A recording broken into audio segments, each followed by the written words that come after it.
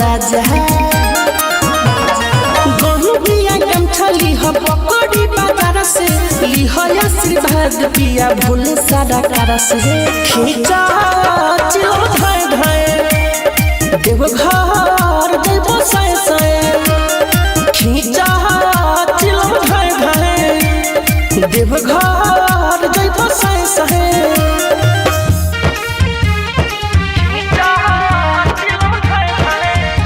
Music by Mantu मनी।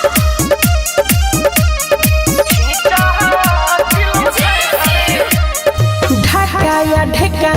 देख गुरु मिया निकलल बाबम के जुलूस हो चुरमाया चैता के बहम पिया पियोता भंगिया के जूस हो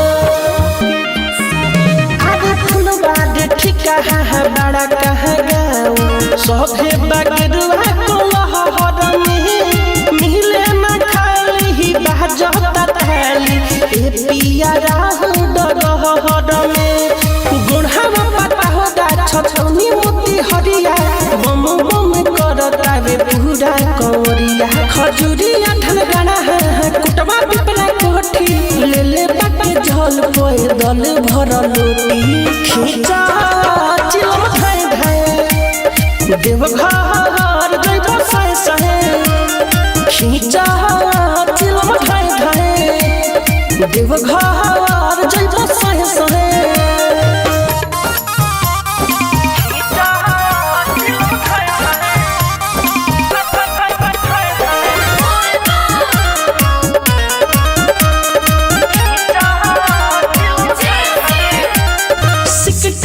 बेतिया छपावा सुगौली आहवता बहु के सरिया के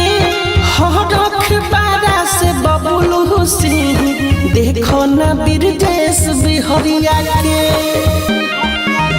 आगे मिठू माले सहल संदीप बिकेसावा खींचता या चिलो हम बाबा के बूटी हिम्मत न टूटी न हुई कुछो के गम हो मधुबन शिवहर लालगढ़ सीतामढ़ी शांति चौक मैनपुर माधानी होता बड़ी लगे लखौड़ा शिकारी गंज चिरहिया